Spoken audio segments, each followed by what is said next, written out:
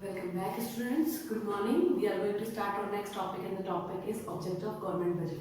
आपको जो previous class में जो है government budget के बारे में हमने बताया था, we are discussing about objects. हमने जो है discuss किया भी था पहले, 2 points जो है हम discuss कर चुके हैं. Next point जो है हम यहाँ पे इस class में discuss करने वाले. Students अगर आपको government budget से related problem आती है तो आप पूछ लीजिएगा. वैसे अगर मुझे लगता है कि ये जो चैप्टर है वो आपके अभी तक जो चैप्टर्स आपने पढ़े हैं उनमें से इजी चैप्टर होने वाला है. ठीक है. अब एक बार मैं आपको एक पढ़ने की थियरी बताती हूँ students. Before we start about this topic we are discussing about how to read, how कि आपको किस तरीके से पढ़ना चाहिए. अभी की जो सिचुएशन है आप ऑनलाइन क्लासेस के थ्रू ही अपना जो सिलेबस है वो कंप्लीट कर पा रहे हैं. ठीक है. आपके एग्जाम्स होंगे तो उसमें आपको कोई प्रॉब्लम नहीं आए इसके लिए मैं एक सोल्यूशन आपको देती हूँ. देखिए स्टूडेंट्स, आप क्या कीजिए कि जब भी आप पढ़ते हैं तो फर्स्टली आप जो है एक मान लीजिए जैसे भी आपने वीडियो स्टार्ट की है, वीडियोस का आपका जो फ्रंट टॉपिक है जब वो आपको देख लेते हैं आप, उसके बाद आप क्या कीजिए उस टॉपिक को देखने के बाद आप अपनी वीडियोस को पॉज कर दें. ठीक है. वीडियो जब आप पॉज कर देंगे फिर आप बुक में देखिए कि वो टॉपिक क्या है. बुक में टॉपिक निकालें. You only read out this topic. जो भी आप टॉपिक निकालते हैं उसको आप केवल रीड आउट करें. मैं नहीं कहती कि आपको उसको समझना है या बहुत ही ध्यान से देखना है, आपको कुछ नहीं समझ में आ रहा है तो कंफ्यूज हो या सब कुछ ऐसा नहीं करना स्टूडेंट्स. आपको जस्ट रीड इट. बस आपको एक बार उसको पढ़ना है. जब आप उसको पढ़ेंगे ना, कुछ जो हम कह सकते हैं कि उसकी जो टर्म्स हैं, जो उसके वर्ड्स हैं वो आपके दिमाग में जाते हैं. ठीक है. तो आपको ऐसा लगेगा नहीं this topic is familiar to me, जो है वो आपके लिए फेमिलियर हो गया है. ठीक है. तो जब वो टॉपिक आपके लिए फेमिलियर हो जाएगा ना तब आपको वीडियो देखने में इंटरेस्ट आएगा. ठीक है. फिर आप अपने इंटरेस्ट लेवल जब बिल्ड हो जाएगा आपका, फिर आप जब रीड आउट करते हैं उसके बाद आप अपने पर वीडियो देखें. वीडियो देखने से क्या होगा, जो टर्म्स मैं यूज़ कर रही हूँ वो आपके लिए फेमिलियर हो जाएगी, बहुत ही ज़्यादा फेमिलियर हो जाएगी. आपको वो टॉपिक समझ में आने लग जाएगा. आपको लगेगा कि नहीं हाँ ये कहीं कहीं देखा है, ये कहीं कहीं पढ़ा है. तो बस जब आप उस वीडियो को फिर देखेंगे ना तब वो चीज़ें आपके दिमाग में जाने लग जाएंगी. ठीक है. फिर कुछ पार्ट ऐसा होता है जो हो सकता है maybe I am not the perfect one, मैं नहीं कह सकती कि मैं परफेक्ट वन हूँ. बहुत बार होता है कि आपको कोई समझ में नहीं आएगा. तो जब आपको कुछ नहीं समझ में आता ना स्टूडेंट, फिर आप क्या कीजिए कि एक बार फिर से बुक उठाइए. फिर आप बुक से वापस रीड आउट करना शुरू कीजिए. अब आपको जो हर चीज़ समझ में आने लग जाएगी. आपको लगता है कि ये चीज़ नहीं समझ आई, जस्ट स्टॉप.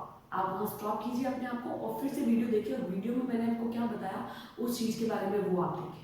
फिर आपको लगता है that you have also problem, तो आपको अगर फिर से कोई प्रॉब्लम आती है तो आप पूछिए कि मैम ये प्रॉब्लम आ रही है, फिर मैं आपको उसकी प्रॉब्लम का सोल्यूशन दूँगी. तो ये है अभी की तारीख में आपके पढ़ने का तरीका. आपको लगता है कि ये हेल्पफुल है, मुझे लगता है कि ये आपको हेल्पफुल लगेगा. ठीक है स्टूडेंट्स.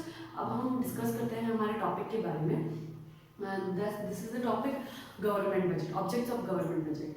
तो मैंने आपको जब बताया था तब जीडीपी ग्रोथ के बारे में मैंने बताया था कि जब गवर्नमेंट बजट पेश करती है आपके सामने, उसको 1 फरवरी को रखती है, तो वो ये देखती है कि जीडीपी में ग्रोथ हो रही है या नहीं हो रही है. ठीक है. फिर अगर ग्रोथ नहीं हो रही है तो उसके लिए वो अपने सोल्यूशंस निकालती है और वो चाहती है, वो कोशिश करती है. बजट हमेशा इसीलिए आता है ताकि जीडीपी में हमेशा ग्रोथ होती रहे, लगातार जो है हमको प्रोग्रेस नजर आनी चाहिए. ठीक है. एलोकेशन ऑफ रिसोर्सेज में मैंने आपको बताया था कि हम जो है जो भी सेक्टर हमारे पिछड़ गए हैं, जिसमें कह सकते हैं कि स्टेबिलिटी नहीं है, जिसमें ग्रोथ नहीं है, उन सेक्टर्स में हम हमारे रिसोर्सेज को अलोकेट करें ताकि वो सेक्टर ऊपर आ सके, उसमें प्रोग्रेस नज़र आ सके और वो पिछड़ा हुआ ना रहे. इसलिए जो है एलोकेशन ऑफ रिसोर्सेज का मतलब ये होता है कि हम अपने रिसोर्सेज को इस तरीके से अलोकेट करें, सब जगह उस तरीके से लगाएं ताकि हर एक सेक्टर में ग्रोथ में स्टेबिलिटी मिल सके, ग्रोथ हो सके. पहले तो ग्रोथ हो, उसके बाद उसमें स्टेबिलिटी मिल सके. सारे सेक्टर जो है इक्वली ग्रोथ करना है. Okay. And the next one is provisions of the public goods. बहुत सारी ऐसी गुड्स होती है स्टूडेंट्स जो हम कह सकते हैं कि जिनकी हम डिमांड तो करते हैं बट उनकी सप्लाई नहीं कर पाते प्रोड्यूसर्स. इसलिए नहीं कर पाते because these goods are not for profit. जो गुड्स है वो प्रॉफिट के लिए नहीं होती है, वो प्रॉफिट नहीं दे पाती है, और उनकी जो डिमांड है उतनी डिमांड को गवर्नमेंट जो पब्लिक डिस्ट्रीब्यूटर्स होते हैं वो कंप्लीट नहीं कर पाएंगे, क्योंकि प्रॉफिट की लेवल में वो जो होती है वो बहुत कम होती है। इसी की वजह से पीडीएस की शॉप्स लगाई जाती है, जिसको आप पब्लिक डिस्ट्रीब्यूशन सर्विसेज कहते हैं। गवर्नमेंट के थ्रू हमको वो अवेलेबल करवाई जाती है, उनकी जो डिमांड है उसको कंप्लीट किया जा सकता है। मतलब जैसे कि हम कह सकते हैं कि गैस का सिलेंडर है हमारा, तो उसकी डिमांड तो बहुत हो जाएगी, बहुत हो जाएगी। तो अगर बहुत ज़्यादा डिमांड होगी तो डेफिनेटली प्रोड्यूसर्स उसकी जो प्राइस है वो हाई लेवल पर ले जाएगा, लेकिन it is needful for all the person, ये सबके लिए बहुत ज़रूरी है। इसलिए गवर्नमेंट सेक्टर्स जो है इनकी कंप्लीट वो जो कह सकते हैं कि सप्लाई है उसको कंप्लीट करने के काम करती हैं, ठीक है। तो बहुत सारी ऐसी चीज़ें हैं जो प्रोड्यूसर्स प्रोड्यूस नहीं करते हैं, क्योंकि उसमें उनको प्रॉफिट नहीं हो रहा होता है, और प्रॉफिट अगर होता भी है तो वो कहते हैं कि मिनिमम प्रॉफिट हो सकता है, या फिर अगर वो प्रोड्यूसर्स को सौंप दिया जाए तो वो इतना सेल्फिश होकर काम करेंगे कि जनता को वो चीज़ पहुँच नहीं पाएगी, और वो जनता के लिए ज़रूरी है। तो इसीलिए क्या होता है, पब्लिक गुड्स जो है उनके का जो है प्रोडक्शन जो है वो गवर्नमेंट अपने हाथों में लेती है, ताकि वेलफेयर इंक्रीज हो सके, ग्रोथ हो सके। जो लोग हैं उनकी जो कह सकते हैं कि मेंटल सिचुएशंस है, जो उनकी फिजिकल सिचुएशन है वो इम्प्रेस हो सके, या हम कह सकते हैं कि जैसे एजुकेशन है वो इम्प्रेसिव हो सके, हेल्थ फैसिलिटीज़ है वो इम्प्रेसिव हो सके, ये सारी चीज़ें जो है वो अच्छी हो सके, ताकि हमारी कंट्री का नाम हो, ताकि हमारा ग्रोथ हो, ताकि हम स्टेबल हो पाए, ताकि जो है हम कह सकते हैं कि हमारा रहन सहन जो है वो अच्छा हो जाए। ये सारी चीज़ें हमको यहाँ पे देखनी होती है, ठीक है। फिर next is redistribution of income and wealth, okay. तो रीडिस्ट्रीब्यूशन का मतलब होता है जब इनकम जनरेट हुई है गवर्नमेंट को, चाहे वो टैक्सेस के थ्रू हुई हो, चाहे वो उनके पर्सनल बिजनेस के थ्रू हुई हो, तो वो अपनी जो इनकम उनकी हुई है उसको रीडिस्ट्रीब्यूट जब कर रहे हो तो इस तरीके से करें ताकि ग्रोथ हो, अमीर और गरीब, जो रिच और पुअर वाला भेद है ना वो खत्म हो जाए। ये जो चीज़ें हैं ये हमारी ग्रोथ को गिराती है स्टूडेंट्स, ये जो है हमारे सोशल वेलफेयर को ख़त्म कर देती है। तो रीडिस्ट्रीब्यूशन में, इनकम के रीडिस्ट्रीब्यूशन में जो है गवर्नमेंट अपनी इनकम को इस तरीके से खर्च करे कि जो रिच और पुअर का भेद है वो ख़त्म हो जाए और इक्वलिटी आ सके। और हम कह सकते हैं कि कोई भी जो है हमारी कंट्री में भूखा ना रहे, कह सकते हैं ना कि पुअर पर्सन जो है वो जो है फूड, उनकी जो बेसिक नीड्स हैं जो हम जिसको हम कहते हैं फूड और क्लोथ्स एंड हाउसेस, ये सारी जो है उनकी नीड्स कंप्लीट हो पाए। तो किसी भी तरीके से वो इस तरीके से अपनी इनकम को रिडिस्ट्रीब्यूट करते हैं ताकि वेल्थ बनी रहे, जनरेट हो, ग्रोथ।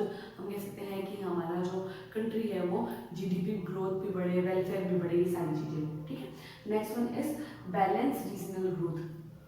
बहुत ही सिंपल स्टूडेंट्स कि जो पुअर पर्सन है, जो पिछड़ चुके क्षेत्र हैं, उनको ऊपर लाने के लिए भी गवर्नमेंट काम करती है अपने बजट में। वो कोशिश करती है कि जो भी पिछड़ा हुआ क्षेत्र है, जो ग्रोथ नहीं कर पा रहा है, और इसमें जो हमारे डिफरेंसेस बीच में आ गए हैं, जैसे पुअर कंट्री है, ये पुअर प्लेस है, ये सारी जो चीज़ें हैं, और एग्रीकल्चर अगर डेवलप नहीं हो पा रहा है, तो जो जो चीज़ें पिछड़ गई हैं उन सबको ऊपर लाना, उनकी ग्रोथ करना, और अनइक्वलिटी जो फैली है उसको इक्वलिटी में चेंज करना, ये सारा काम यहाँ पर होता है, ठीक है। The next one is employment opportunities. Government चाहती है स्टूडेंट्स की एम्प्लॉयमेंट जो है वो इंक्रीज हो सके, ज़्यादा से ज़्यादा एम्प्लॉयमेंट मिल सके, अनएम्प्लॉयड पर्सन जो है उनको ख़त्म कर दिया जाए, उनको कम कर दिया जाए। ख़त्म करने का मतलब ये नहीं था कि हमको लोगों को मारना नहीं, ख़त्म कर दिया जाए का मतलब ये है कि हर एक पर्सन को जो है एम्प्लॉयमेंट मिल सके, ताकि जो है फुल एम्प्लॉयमेंट वाली सिचुएशन आपको देखने को मिले। प्रीवियस क्लासेस में आपने देखा है कि फुल एम्प्लॉयमेंट की कितनी वैल्यू होती है। हम जो काम कर रहे हैं वो फुल एम्प्लॉयमेंट के लिए कर रहे हैं, हम चाहते हैं कि हम विकसित देश बन पाएँ, ठीक है। तो इसके लिए काम करते हैं, इसलिए हम चाहते हैं गवर्नमेंट इस तरीके से वर्क लगाए, फैक्ट्री करे, इंफ्रास्ट्रक्चर हमारा इस तरीके का हो कि जो है अनएम्प्लॉयड पर्सनों को एम्प्लॉयमेंट मिल सके, और एम्प्लॉयमेंट मिलने से वो खुद कमाएंगे तो वो अपना रहन सहन सुधारेंगे, कंट्री का रहन सहन जो है मतलब कंट्री का जो स्केल है वो ऊपर आएगा, इससे एजुकेशन फैसिलिटीज़ इंक्रीज हो जाएगी, हेल्थ फैसिलिटी, हमको हर चीज़ अपने आप में बनाने को मिल जाएगी, इम्पोर्ट्स कम हो जाएंगे, एक्सपोर्ट्स इंक्रीज हो जाएंगे। तो हम हमारे देश को ऊपर लाने के लिए, काम करने के लिए ही हम बजट को पेश करते हैं। Next one is economic stability. Government चाहती है कि उसके बजट से जो है स्टेबिलिटी मिले, प्राइस स्टेबिलिटी हो सकती है, वो फॉरेन एक्सचेंज रेट स्टेबिलिटी हो सकती है, सप्लाई डिमांड इनमें स्टेबिलिटीज हो सकती है। यानी हम चाहते हैं कि हर एक जगह हम स्टेबिलिटी लें, ताकि जो है जैसे कि प्राइसेस में स्टेबिलिटी होने से इन्फ्लेशन डिप्रेशन की प्रॉब्लम नहीं आती है, हम स्टेबल हो जाएंगे। अगर लगातार महंगाई बढ़ती है तो वो बेकार है, अगर लगातार गरीबी आती है तो वो बेकार है। हर एक चीज़ मैंने आपको कहा था एक्सेस, और अगर कोई चीज़ जो है डिक्रीज एक्सेस मात्रा में हो रही है तो वो सब चीज़ें हमारे लिए बैड हैं। तो इस चीज़ को सुधारने के लिए जो है गवर्नमेंट बजट पेश किया जाता है, ताकि जो है हमारी स्टेबिलिटी आ पाए, इकोनॉमिक स्टेबिलिटी आ जाए, प्राइस में स्टेबिलिटी हो, एम्प्लॉयमेंट इंक्रीज हो, ये सारी चीज़ें जो है पुअर जो है वो मतलब एक तरह से कह सकते हैं पुअर्टी खत्म हो जाए और पॉपुलेशन स्टेबल हो जाए। ये सारी चीज़ें जो हैं गवर्नमेंट बजट में देखी जाती है। मैंने आपको बताया था ट्विन ऑब्जेक्टिव्स होते हैं, जैसे कि ना ग्रोथ और स्टेबिलिटी। तो सबसे पहले तो ग्रोथ करनी है, और ग्रोथ करने के बाद जब आप एक लेवल पे पहुंच जाते हैं तो उसको स्टेबल भी बनाए रखना है। ये सारी चीज़ें जो है हमको गवर्नमेंट बजट में मिलती है। ये ऑब्जेक्ट्स जो हैं वो हम गवर्नमेंट बजट के थ्रू लेने की कोशिश करते हैं। ये जो है उद्देश्य हो सकते हैं। ओके स्टूडेंट्स, कोई प्रॉब्लम आती है आप पूछ लीजिएगा। Okay students, thank you.